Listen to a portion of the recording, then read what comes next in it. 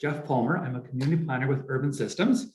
We'll do introductions in a moment, but before we do, I'd like to start off with a land acknowledgement that was prepared by Louis Napish for this event in particular.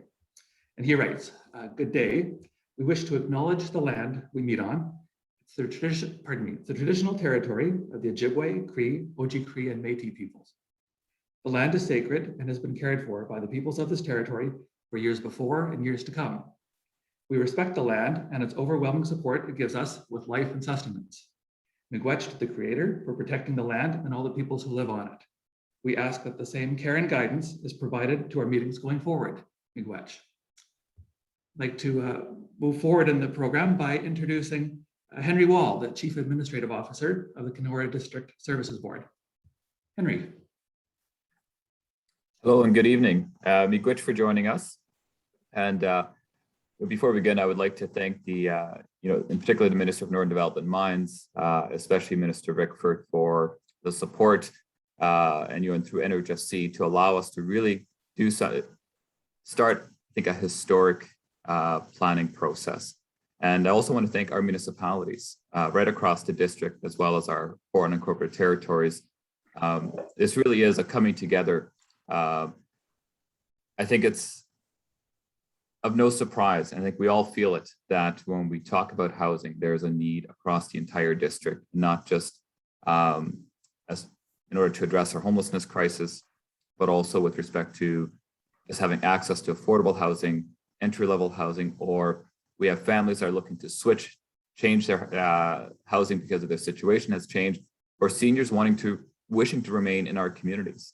And what is happening, because we don't have other housing options, that we're losing not just families, but also seniors and elders who have lived here a very long time, all their lives very often, are having to leave and move to other communities because we don't have those housing options.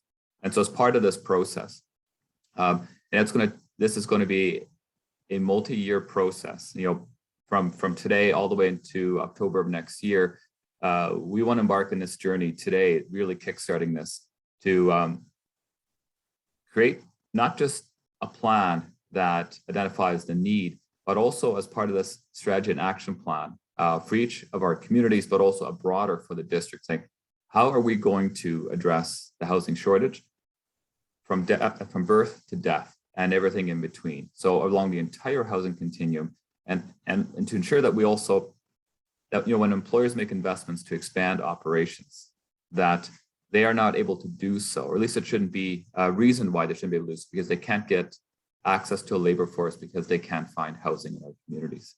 And that is such a reality right now for so many employers. And so as part of this, very grateful to have Urban Systems kind of lead us through this journey over the coming months and work with all of you, all of our communities to, at the end of the day, to have a plan that isn't just going to show us what the need is, but actually is going to help us be a guiding document as to how we ourselves can also address our housing crisis across the district. So from that, thank you very much for being here tonight with us as we kickstart this exciting and also, I think, important and life-changing process. And so, Miigwech and Jeff, thank you for you and your team for the work that you have already done and that you're about to do as well. So thank you. Thanks very much, Henry. I appreciate the kind words. Also pleased to welcome tonight Member of Parliament for Kenora, Eric Millalow. Eric. Well, thank you, Jeff. Thank you to everyone who's here today to take part in this meeting. It was great to see all the names and different people from across the entire district taking part in this meeting, and I think this is great to see. And Henry and KDSB, I thank you for inviting me to be a part of this today and to hear about the great work you're doing and some of the other questions and comments that I know that we'll get to towards the end. So I can't say it any better than Henry did, but we know that housing is a huge issue across our district, affecting different people from different income levels in many different ways. And of course, we just came through a federal election where I think there was really agreement across party lines and people from all communities on the issue of the housing crisis and the fact that we need to move forward together by looking for partnerships. And as we get back to Ottawa, it'll be a goal for me to work collaboratively with the federal government and ensuring that they're a partner with KDSB, with the province, with the municipalities and First Nations to ensure that we're moving forward together and addressing all the gaps that we need. And I think that the discussion we're going to have today is a great kickstart for that. So thank you again for the opportunity to be here, and I'm looking forward to hearing what everyone has to say. Thank you. Thanks again, Eric. It's great to have you with us tonight. I'd like to also introduce colleagues on the team from Urban Systems here. Angie Mojica is my city planning colleague in Winnipeg here, and you may have already corresponded with Angie if you've registered for any events or asked for any information. And Shawnee Madden as well is monitoring the chat and keeping us on track tonight. So I'll turn it over to you, Shawnee. Yeah, thank you so much for having us here today, and thanks everyone for coming to the session. Just to give you a sense of how the session will run, we're going to start with a presentation by Jeff and Angie, who will tell us about the project that is launching today. And then we are also going to be able to talk to you about some of the upcoming opportunities for engagement, where you'll have opportunities to share your feedback in development of the plan. We are also going to be launching the community survey and video, so we'll get to share that with you. And as Jeff said, I'll be the person you're communicating with in the chat box, and we'll be I'll answer questions where I can, but we'll be saving some for at the end. We'll have some time to address those where we can. So thank you. Just to quickly, I know we've all spent a lot of time on Zoom this year, so don't need to get into this too much, but just so you're aware of the features that are possible for this meeting, we've got the chat available. We've got the engagement button. So if you're hearing things that you like or don't like, feel free to give thumbs up, thumbs down, or engage in the chat, ask questions. But yes, you might notice that your video is not working and your microphone's not working, and that's because we've muted it on our end, just because we will be sharing this session. It's being recorded to share out with the community. So that's a quick overview of what you need to know, and please let me know if you are having any issues with the technology. Thanks, and I will turn it over to Jeff and Angie to get into the project presentation. Thank you. Okay, thanks again, Shawnee. So I'd like to speak briefly on the project background, how we, where we are and how we got to the place that we're at today. And a little bit of context for the need for the plan as well. So in 2020, the KDSB updated the Housing and Homelessness Plan, A Place for Everyone, and the plan focused on addressing current gaps in housing security in the district, identified 9 key areas to focus on. Several of the priorities identified in that plan will be part of the housing strategy that we're working on right now, in particular, housing priorities 1, 5, and 6. And those are in particular, understanding demographic changes and trends in order to meet community needs, increasing the housing supply, and addressing issues and limitations of the existing housing stock. So let's get into that in a little bit more detail. The project overview, we're breaking it down into, the strategy is broken down into 3 components from our perspective. There's the housing needs assessment, the housing demand study, and a look at the vacant lands, infrastructure, and servicing analysis. So what that means is that the housing needs assessment is a more of a qualitative examination. We are talking to people about what your housing needs are, what is working for you, what is not working for you, where you see yourself in 10 or 15 or 20 years, where there are gaps in the housing supply that's available to you, as well as what is working properly, what has been successful, all the different aspects from a qualitative perspective. That's where we're coming out to your communities in the next week or so to have these conversations. The housing demand study is a more of a quantitative study, a more analytical study. That's where we're looking at growth trends, population trends, economic development opportunities, demographics, all the numbers that inform the data that we'll be preparing, that will inform our recommendations. Because as Henry mentioned, the goal here is not to just study the problem. The goal is to come up with solutions, to come up with strategies that can be implemented to address some of the concerns that have been raised during this process. The final part is the vacant lands, infrastructure, and servicing analysis.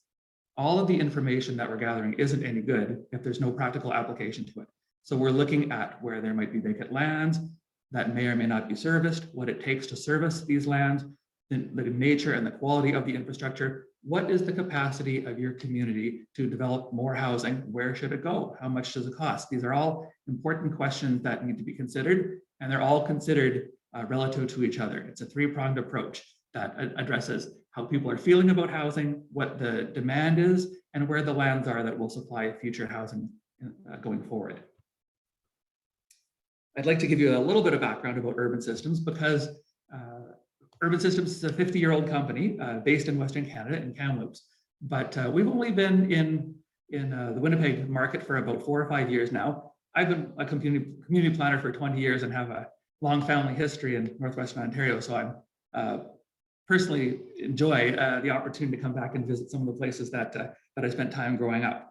But I did want what the best part about working for Urban Systems, I would say, is that we develop relationships with municipalities. We advise municipalities, and we try and build long-term relationships with people, really getting to know what the needs are of the community and where we can make a positive impact. So that's what I've been enjoying so far. We're starting to build relationships in Kenora, Dryden, Ignace, Thunder Bay, a number of First Nations communities throughout the district.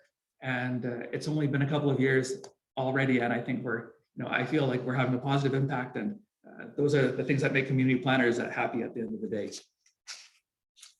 The goals of the project are to ensure that everyone can access safe, good quality housing, regardless of their race, ethnicity, gender, age, income, and ability. And that includes youth to seniors, singles and large families, seasonal workers and full-time residents, as well as people experiencing homelessness to high-income earners. So as Henry mentioned earlier, across the continuum. And in terms of the project goals, we're breaking them down into 3 categories. There's understanding regional and local housing needs, barriers, and opportunities for each of the 9 municipalities. And that will be done through extensive community and stakeholder consultation that we're kicking off tonight and really getting into next week when we come to your community. We'll be developing a district housing strategy that includes specific tailored recommendations and actions for each individual community and considers housing types from across the spectrum. Everything from temporary accommodations, affordable and social housing, and private market housing. We, in particular, are focusing our recommendations and our research and our conversations on each of the 9 incorporated municipalities within the Kenora district. We're also establishing an industry council. We're supporting the establishment of the industry council that will continue after the project's completion, and it will help us support the strategy's implementation. So Angie, I'll turn it over to you to discuss the timeline in a little bit more detail. Thank you, Jeff. So I'll give a brief overview of the project timeline and then delve into the specific tasks a little bit later on in today's presentation. So the first phase of this project, the first half really until January 2022, will be focused on that housing needs and demand component of the project. So we're just in between phases 1 and 2. So setting the stage, doing background research, kicking off public engagement. And at the same time, we're also doing some data collection and analysis. So phases 2 and 3 and 4 are kind of happening concurrently with each other. During the second half of the project, starting in January of next year, we'll be doing more of the desktop research and compiling all of our findings from the first round of engagement. So that'll start off with phase 5, the market review and lands analysis, and then taking all that data and condensing it into a draft strategy framework in phase 6, and then reviewing those strategies again with the community, stakeholders, and KDSB to finalize a district housing strategy. So as Jeff already summarized, there's a lot of kind of moving parts to this project. So we've identified 4 main stakeholder categories. KDSB and Urban Systems would make up the internal project team, but we also have an advisory and industry council, community focus groups, and community members. So the intent of the advisory council is to provide a holistic understanding of regional housing trends throughout various stages of the project. And so this includes representatives from businesses, industry proponents, public sectors, as well as Indigenous organizations and representative governing bodies. With the industry council, this is more of a private market focused council that'll continue after the project's completion.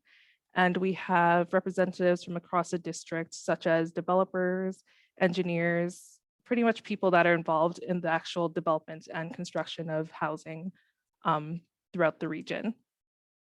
And so with the Industry and Advisory Council, they'll be engaged very thoroughly throughout the duration of the project and will help to review some of the preliminary strategies and actions.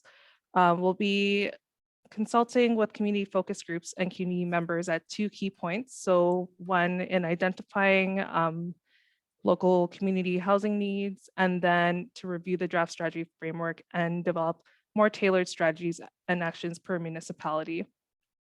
And so with the community focus groups, that'll include people like local social service providers, the municipal leadership and staff, as well as key businesses in the area, and community members would involve everybody who lives, works in the Kenora district.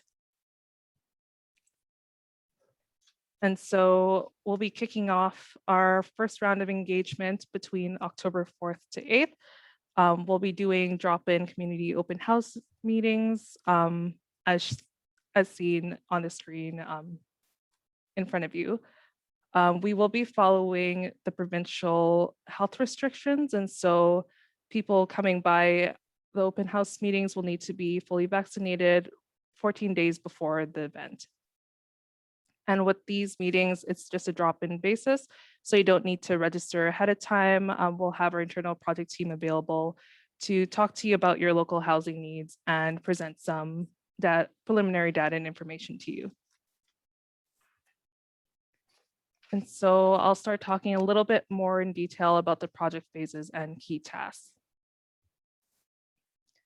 As Shawnee mentioned, please use the chat box or the question and answer box if you have any questions or comments as I'm presenting this, and we'll address the question and answer portion of the presentation near the end. So with the first phase, we started in July and it's still kind of ongoing right now. We've had the first meetings with the advisory and industry councils this week, and we're doing an ongoing background review of federal documents, provincial policies, as well as regional documents such as the Kenora District Services Board 10-year plan for housing and homelessness, and then municipal documents, studies, and policies as well. So in the second phase, which we're kicking off today, is launching this community meeting as well as a regional survey, which we'll provide the link to at the end of the presentation. As I said, we're doing in-person community focus groups and open houses next week. Once this first round of engagement is finished, we'll review the findings with the Advisory and Industry Council and then compile all the findings into an engagement summary report. So I'll turn it over to Jeff for phase 3. Thanks, Angie. Phase 3 is the data collection and analysis phase, and we're into that part already. So what that includes is collecting data, compiling data, comparing information, summarizing it in accessible documents. We pride ourselves on using graphic tools that are easy to understand and accessible. We don't plan on giving you a formal document at the end that is going to gather dust on a bookshelf. We want to give something that is accessible to the community, that has some strong recommendations in it, and that will be easy to refer to. It's going to include an economic development report and population growth scenarios. And we always joke that data is as much of an art as it is a science. So we always build in options. All the data is based on different assumptions and understandings. So that's where community support is, community participation is important to help us field test some of these assumptions. Phase 4, that will begin in October, is the housing needs and demand report. And that's really to understand what the different housing models are that are available and that are needed in the community, preparing housing demand projections based on the population projections that are going forward, and preparing a housing needs and demand report that summarizes for each community the different types of housing that are needed, that will provide support to the different populations in each community. For example, what we've been doing quite often in British Columbia is something called a housing needs assessment that is required by the provincial government, and they've started preparing those or requiring those every 5 years For communities as small, I think we've worked on some for 100 or 150 people, because they appreciate that to make the argument for support for more housing and to understand the issue, you need to have good data. And it doesn't have to be limited to communities that are larger. It can be based on different census areas. And we plan, that's part of the strategy going forward with the Kenora District. We need good data to make good, strong recommendations. Phase 5 is the market review and the land analysis. And that will be getting underway a little bit later this year, early next year. We'll be looking at housing market conditions. That's why we have realtors partly on some of the committees. We'll be looking at housing supply and the supply of vacant lands and an analysis of their development capacity, as well as infrastructure and services. Phase 6 starts to look at identification of strategies, and that will happen next year as well. So this is the fun part where we try and come up with some strategies that will address everything we've learned to date.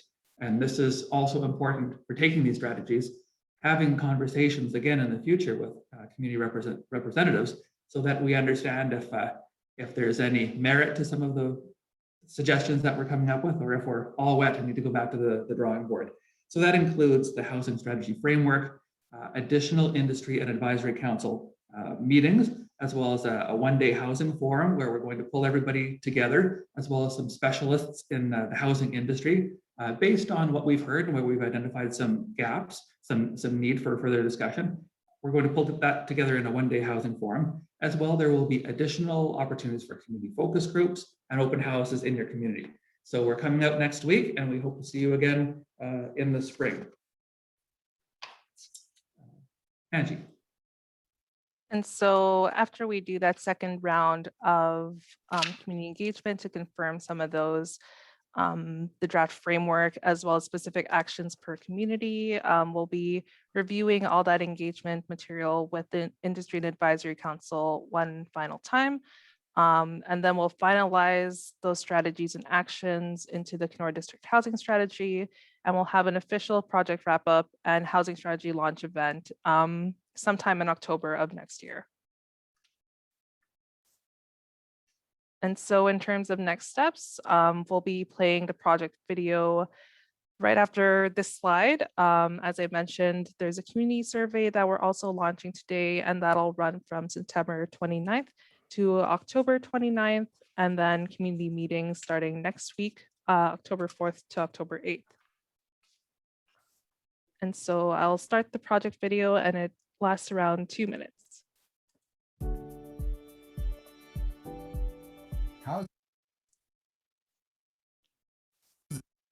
is a top priority for the Kenora District Services Board and is vital to achieving our economic growth potential. That's why we are developing a regional housing strategy for the Kenora District and need your input. The goal is to ensure everyone can access safe, good quality housing regardless of their race, ethnicity, gender, age, income, and ability.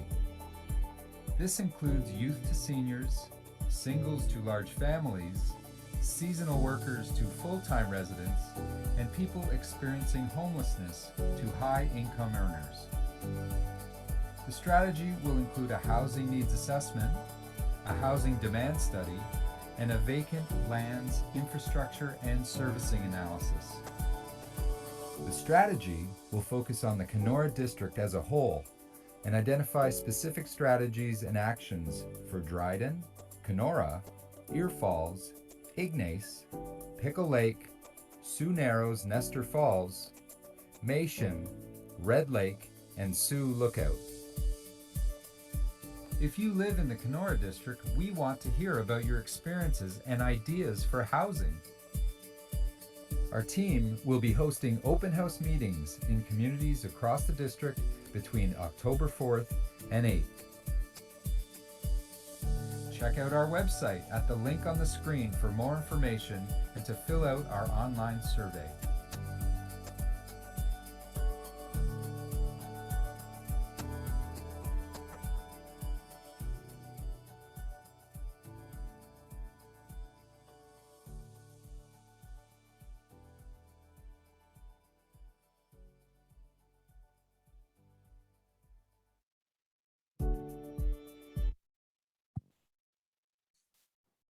So I'd like to just discuss the next steps for a moment, and you will see at the top of the page the website that was mentioned earlier and in the video. So that is live right now, and that's one of the best ways to get a hold of us and to keep on top of the information that's going to be coming out in the next couple of months.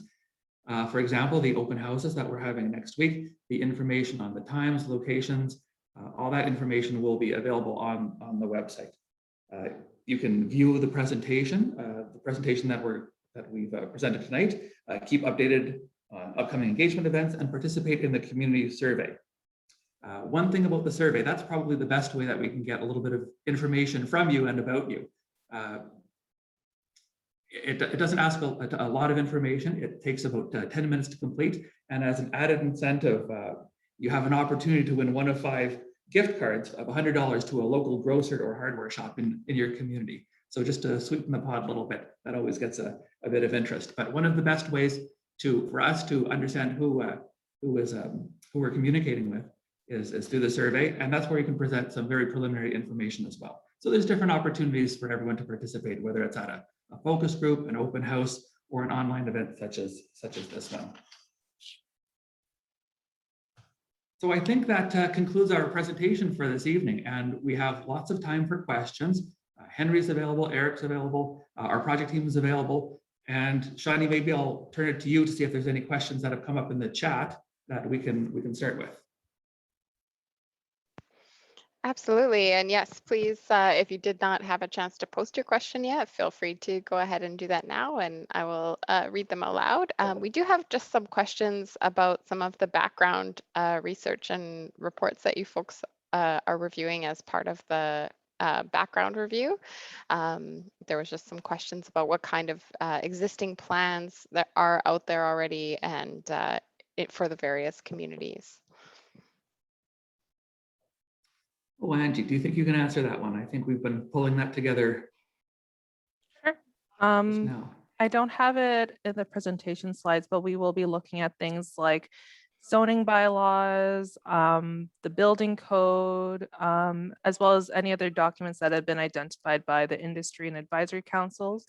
We're also going to be chatting with some of the municipal staff and leadership next week during the open house meeting. So if there's any kind of ongoing work that hasn't been made public or any data sources that we didn't include in our background review, we can ask for these documents during the community focus groups to make sure that we're not missing out on any policies that are relevant to our study.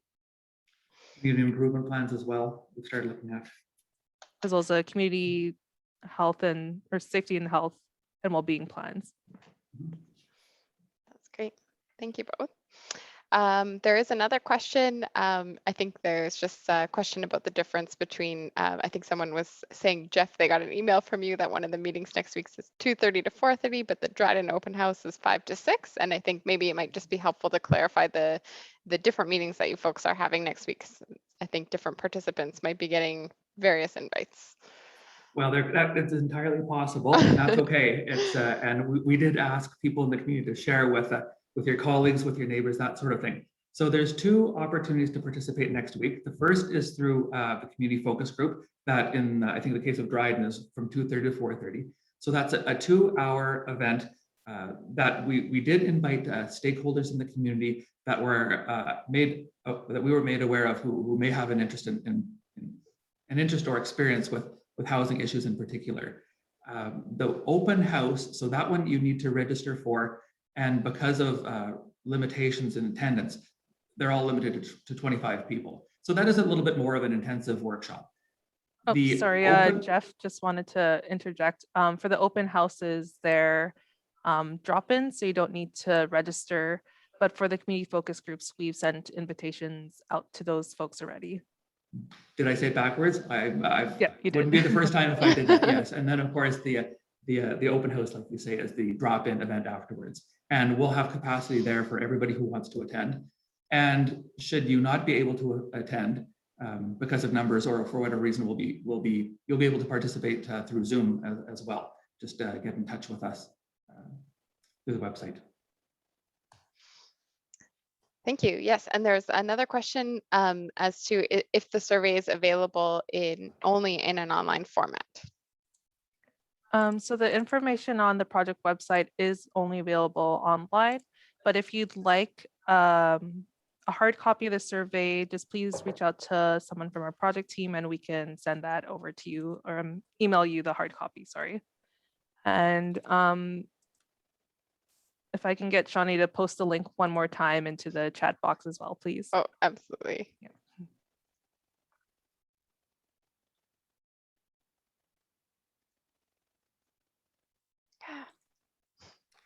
Henry, did you have a question or a comment?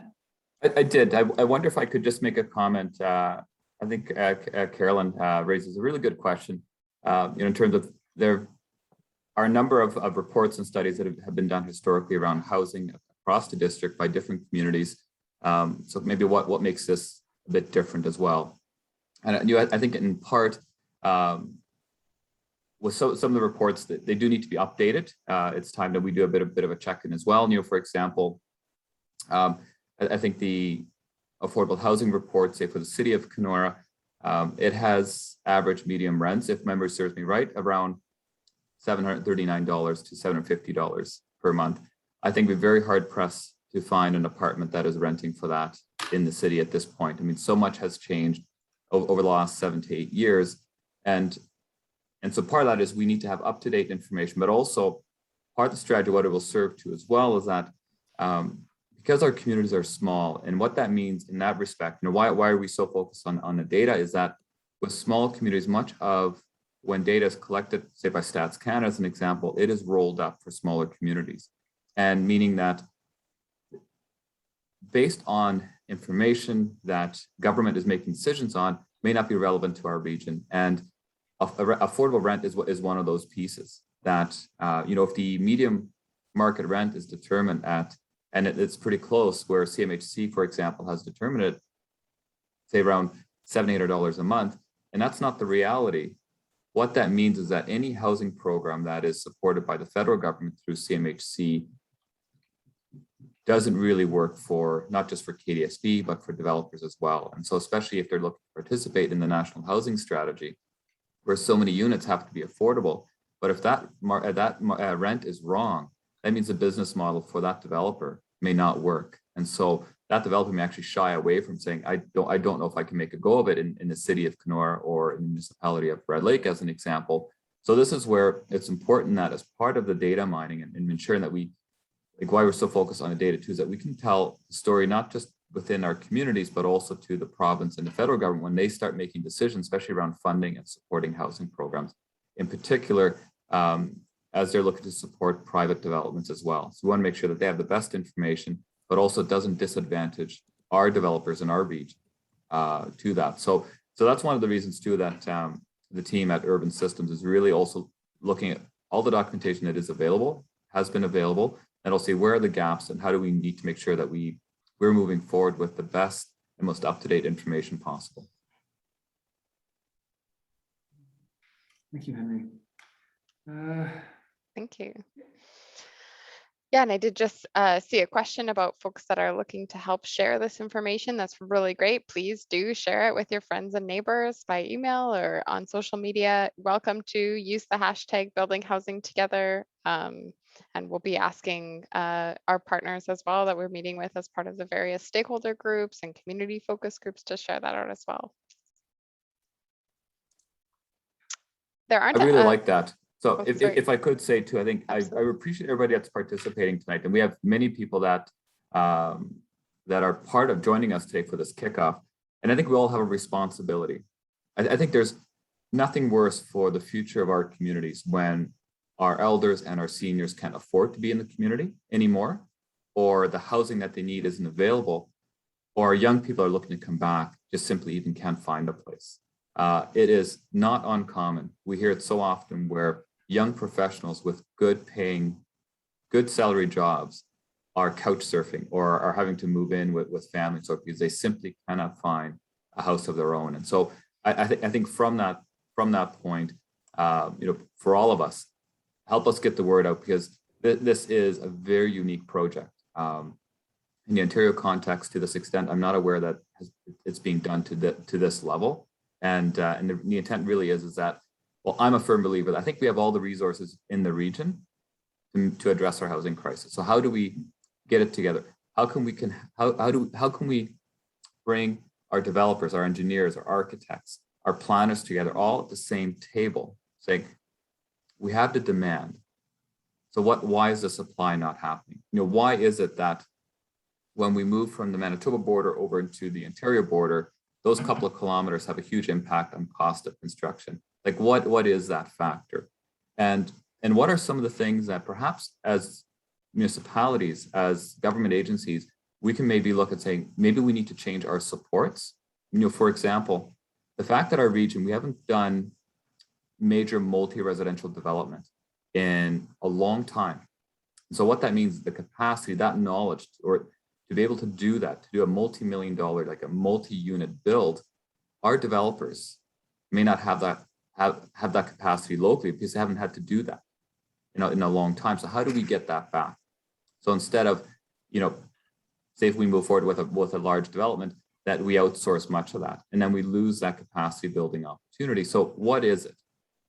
Perhaps it's the insurance requirements, the bonding requirements that's pushing a lot of small developers that we have in our communities out of the market of being able to build housing at a larger scale. So if that's the case, what's the strategy? How do we address that so that every able person that has knowledge how to build housing can actually be employed to address our housing crisis? So this is where I'm quite excited for this work, and also I think all of you to say, help us get the word out, because we need everyone in our communities to be part of this conversation.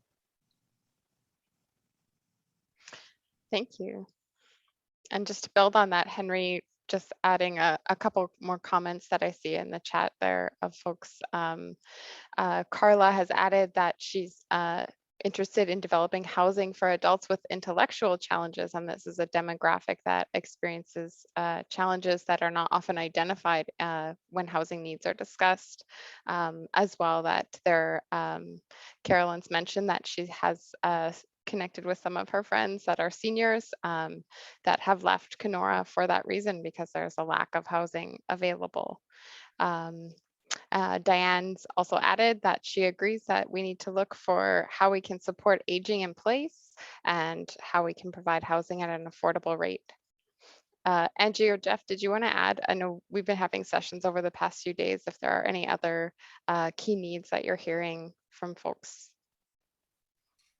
I think that is consistent with what we've been hearing today, but we're just beginning the engagement part of the project. Up until now, we've been doing a lot of background research, pulling the documents together, going through them, looking at the preliminary data.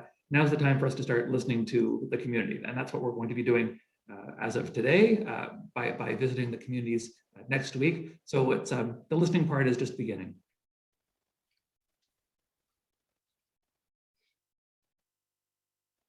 Okay.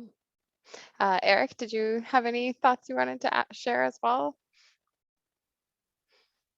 I don't think I have too much to add at this point. I agree with all that's been said in terms of the need and where it is. I mean, I'll maybe just share with folks, to building off what Henry was saying about this impacting so many different people and impacting young professionals.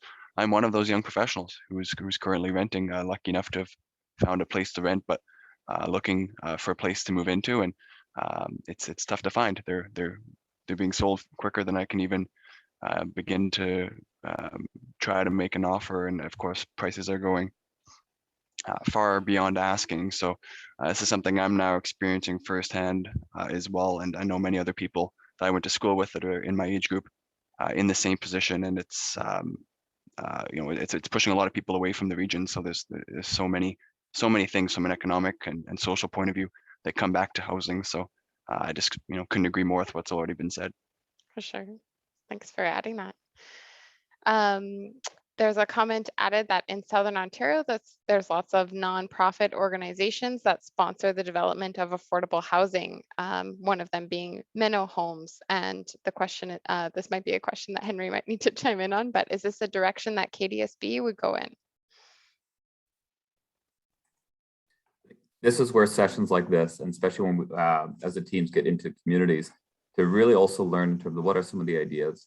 And to me, there's no wrong idea in this conversation, because we do need to rethink housing development in the north, I think we need to rethink traditional way of building homes. Perhaps there's technologies, there's methods of creating homes in our region that would actually allow us to build more. You know, the idea of tiny homes.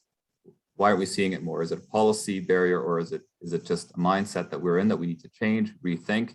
And I think same thing with this. So I'm really looking forward to these dialogues, because I think we're going to be on a big learning curve and really looking, saying, how do we do this as communities?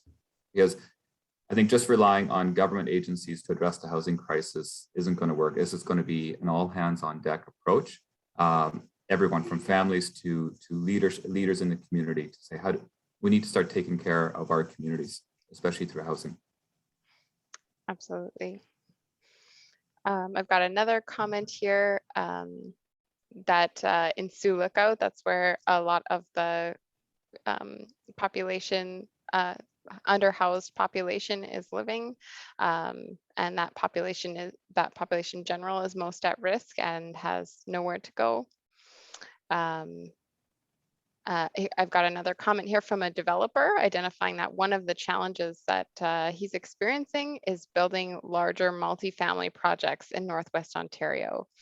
And that his challenge is housing the new workers that need to move to town to work on these projects. Chicken and egg situation. Yeah, that's not the first time I've heard that, which is interesting. Thanks for adding that, Matt.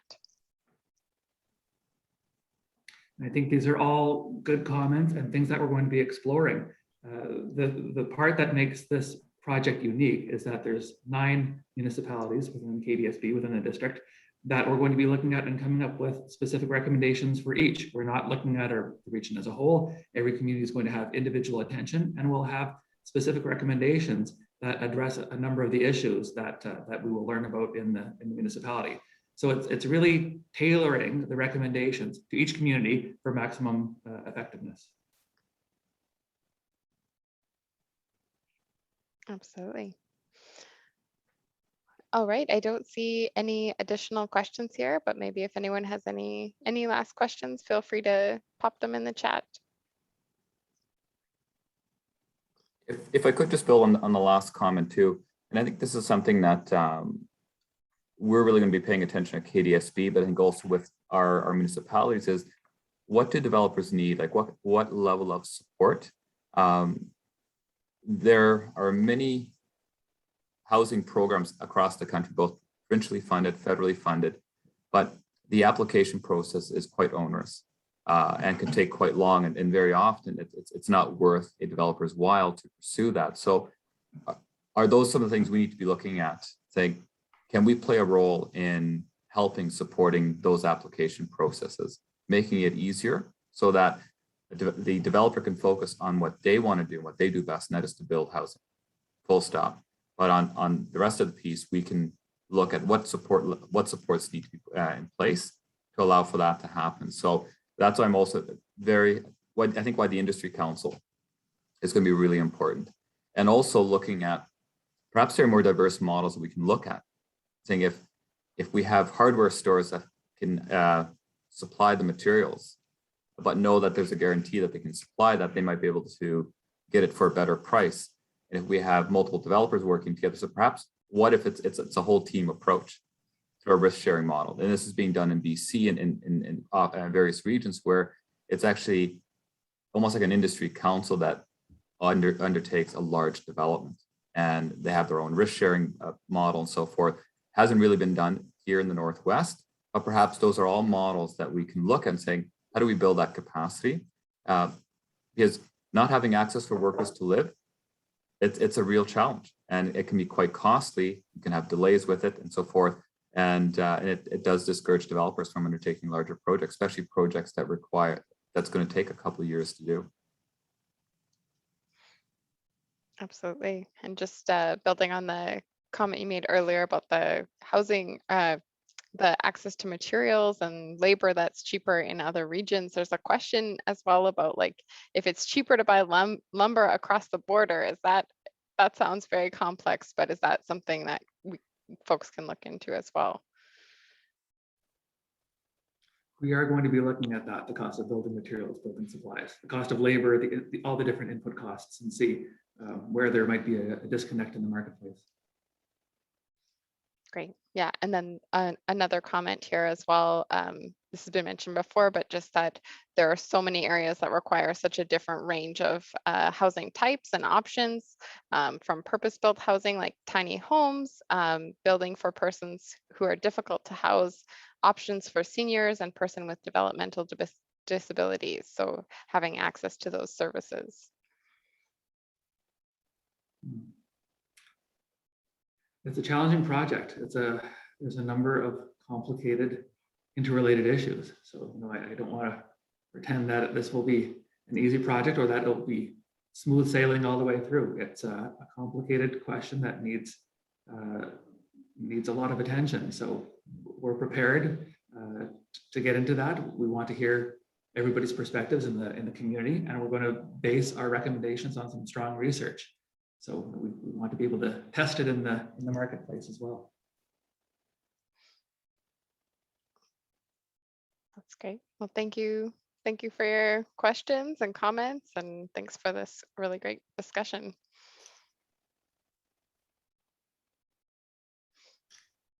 Oh, there is one question about, I apologize if I say this wrong, Dokura and the land in the unincorporated areas and what they might need. So is this project going to be looking at the unincorporated areas? So that has come up in some of our preliminary discussions. We do have a representative from Dokura on our advisory council. And so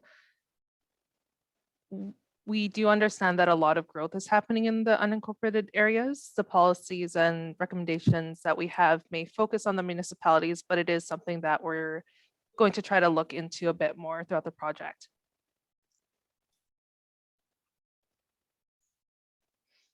Thank you.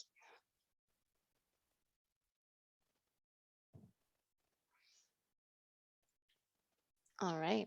Well, I think you folks have addressed most of the questions that have come in, so appreciate you attending to all those.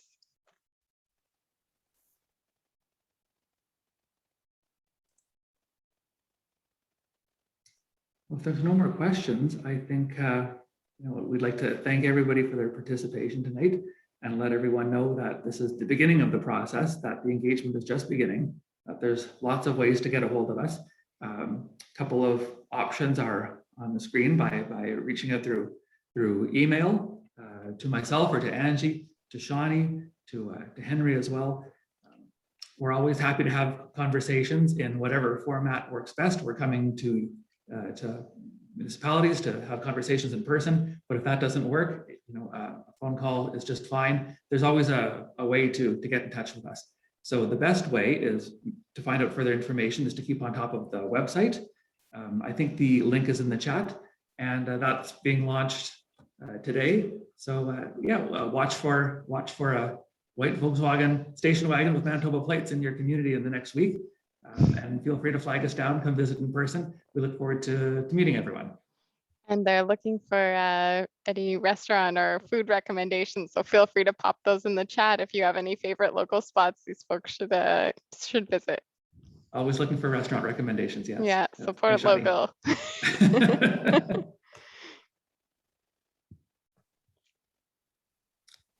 Okay, well, I think